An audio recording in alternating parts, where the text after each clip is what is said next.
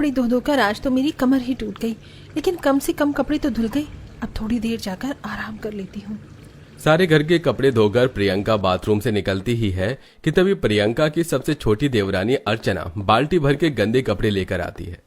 प्रियंका भाभी ये लीजिए, ये थोड़े से और कपड़े निकले हैं। अर्चना, जब मैंने तुमसे कहा था कि अगर कोई कपड़ा रह गया है तो ले आओ, उस टाइम क्यों नहीं लाई? अब मैंने सारे कपड़े धो दिए हैं। भाभी मैं अपने कमरे की सफाई कर रही थी ना, इसलिए ध्यान से उतर गया। आप प्लीज इन्हें धो दीजिए। अर्चना, मेरी कमर में काफी दर्द हो रहा है। एक काम करो, तुम या तो इन्हें खुद धो लो या बाथरूम में रख दो, मैं कल परसों तक इन्हें धो दूंगी। भाभी इसमें चिंटू के कपड़े हैं, अगर ये कपड़े धुलेंगे नहीं तो मैं उसे क्या पहनाऊंगी? अब इतने छोटे बच्चों को तो मैं बिना कपड़ों के घर में घुमा नहीं सकती।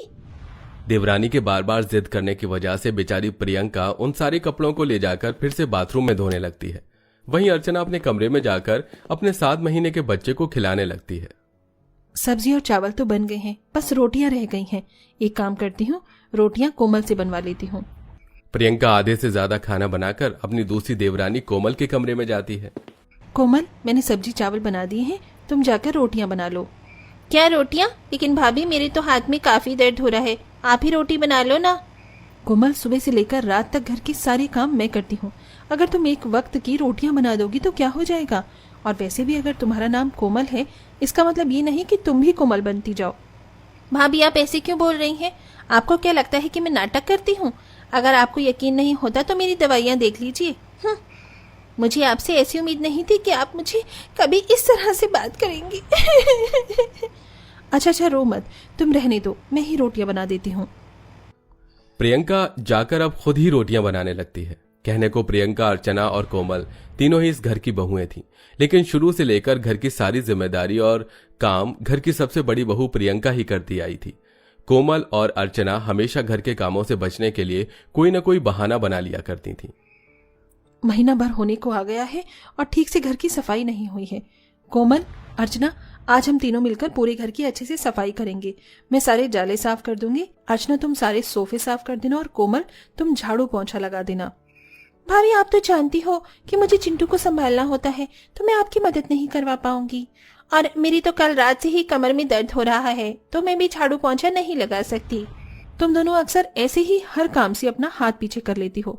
आखिरकार तुम दोनों इस घर की बहुएं हो, मेरे साथ साथ तुम्हारा भी तो फर्ज बनता है घर की साफ सफाई करने का। भाभी आपके पास बच्चा नहीं है ना, इसलिए आपको कोई परेशानी नहीं होती। और वैसे भी आप इस घर की बड़ी बहू हो, घर की सारी जिम्मेदारी सबसे ज्यादा घर की बड़ी बहू ही संभालती है। और नहीं तो क्या, और आप तो मेरी तरह बीमार भी नहीं रहती हो, तो फिर आपको काम करने में क्या दिक्कत आती है? वैसे प्रियंका बहू, कोमल और अर्चना बहू बिल्कुल ठीक कह रही है। ये कोमल तो हमेशा बीमार ही रहती है और अर्चना बच्चे को कौन संभालेगा, इसलिए तू ही सारे काम कर ले। वैसे भी जो जिम्मेदारी घर की बड़ी बहू की होती है, अगर उस जिम्मेदारी को वही संभाले तो अच्छा लगता है। अपनी सास को भी अपनी दोनों देवरानियों का सपोर्ट करता देख प्रियंका को काफी ज्यादा दुख होता है, लेकिन प्रियंका कर भी क्या सकती थी। प्रियंका अब अकेली ही घर की साफ सफाई करती है, वहीं दोनों देवरानी अपने अपने कमरे में आराम फरमा रही होती हैं। प्रियंका बहू, घर का राशन खत्म हो गया है और सब्जियां भी नहीं है। मैंने लिस्ट बना दी है, तू जाकर ये सब सामान ले आ। कोमल, मैं जाकर राशन लेकर आती हूँ, तुम तब तक पास वाली मंडी से ये सारी सब्जियां ले आओ। थोड़ी सी सब्जियां लानी है, कोई दिक्कत नहीं होगी। भाभी, वो मैं आपको बताना भूल गई, आज मुझे डॉक्टर के पास जाना था, तो सब्जियां आपको ही लानी होंगी। कोमल डॉक्टर का बहाना बनाकर घूमने के लिए चली जाती है, जिसके चलते प्रियंका को सब्जी और राशन लाने में ही टाइम निकल जाता है। ऐसे ही समय गुजरता है और आज प्रियंका को उसके भाई अनिल का कॉल आता है। अपने भाई अनिल से बात करके प्रियंका काफी खुश होती है और भागी भागी अपनी सास के पास आती है। अरे क्या हुआ प्रियंका बहू, कोई लॉटरी लग गई क्या जो तू इतनी खुश हो रही है? मेरे बड़े भाई अनिल का कॉल आया था। मैंने आपको बताया था ना कि वो मेरा छोटा भाई विवेक यूएसए में रहता है। आज वो वापस इंडिया आ रहा है, तो मैं मायके जा रही हूँ उससे मिलने के लिए। प्रियंका अपना सारा सामान पैक करती है और अपने मायके चली जाती है। अपनी जेठानी के मायके चले जाने के बाद अब घर की सारी जिम्मेदारी दोनों देवरानी पर आ जाती है। बहू, रात के 10 बज चुके हैं, आज खाना मिलेगा भी या नहीं? माँ जी को भी चैन नहीं है। सुबह से हम कितने सारे काम कर रहे हैं, पहले घर की सफाई की, फिर बर्तन धोए और फिर कपड़े, और अब ये खाना भी। मैं तो थक गई हूँ ये सब काम करते करते। अर्चना, हमें कुछ न कुछ करके अपनी जेठानी को वापस बुलाना होगा, वरना इतना काम करके तो हम दोनों बीमार पड़ जाएंगे। अपनी जेठानी को वापस ससुराल बुलाने के लिए अब दोनों देवरानी मिलकर एक प्लान बनाती हैं। अर्चना सीढ़ियों के पास जाकर लेट जाती है और चिल्ला चिल्ला कर सबको बुलाने लगती है। मेरी कमर, कोई है, मेरी मदद करो। अर्चना बहू, क्या हुआ? तू ठीक तो है ना? माँ जी, मैं सीढ़ियों से उतर रही थी और अचानक मेरा पैर फिसल गया। बहुत दर्द हो रहा है मेरे पैर में। अर्चना पैर में मोच आने का नाटक करके बिस्तर में पड़ जाती है। वहीं अब कोमल प्याज की मदद से खुद को गर्म कर देती है, जिससे घर में सबको लगता है कि कोमल को बुखार हो गया है। अर्चना वहां बिस्तर पर पड़ी है और तेरी तबीयत भी ऐसे अचानक खराब हो गई। लगता है अब मुझे प्रियंका बहू को वापस बुलाना ही होगा। अपनी जेठानी को वापस बुलाने की बात को सुनकर अर्चना कोमल मन ही मन काफी ज्यादा खुश होती हैं। उर्मिला कॉल करके अपनी बड़ी बहू को सारी बात बताती है। प्रियंका वापस अपने मायके आ जाती है और पहले की तरह ही घर के सारे काम को करने लगती है। प्रियंका अकेले घर के सारे काम करके रात के खाने की तैयारी कर रही होती है कि तभी अचानक पूड़ियां तलते तलते गरम गरम तेल की कढ़ाई गैस से पलट जाती है। गरम तेल की वजह से प्रियंका का उल्टा हाथ बुरी तरह से जल जाता है। प्रियंका के चिल्लाने की आवाज को सुनकर सभी लोग किचन में आते हैं और उसे जल्दी से अस्पताल लेकर जाते हैं, जहां डॉक्टर प्रियंका को दवाई लगाकर उसे बेड रेस्ट करने के लिए कहते हैं। अब तुझे कुछ दिनों तक कोई भी काम करने की जरूरत नहीं है। अब तो तू बस आराम करेगी। अपनी जेठानी की ऐसी हालत देखकर भी दोनों देवरानी कोई न कोई बहाना बनाकर कमरे में ही पड़ी रहती, जिसके चलते घर में टाइम से ना ही तो किसी को खाना मिलता और ना ही घर का कोई काम होता। बड़ी बहू होने की वजह से प्रियंका काफी सारी जिम्मेदारी निभाती थी, इसलिए अपने हाथ की जलन और दर्द को बर्दाश्त करते हुए भी सारे काम जेठानी को ऐसी हालत में खुद करना पड़ता है, जिससे देख दोनों देवरानी मन ही मन खुश होती हैं। लेकिन कहते हैं ना कि भगवान अच्छे इंसान के साथ हमेशा अच्छाई करता है। ऐसा ही कुछ अब प्रियंका के साथ होता है।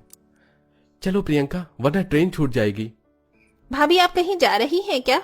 हाँ, मैंने बताया था ना कि मेरी भाभी प्रेग्नेंट है और उनकी डिलीवरी के दिन करीब आ रहे हैं, इसलिए मैं अब उनकी डिलीवरी होने तक उनके पास ही रहूंगी।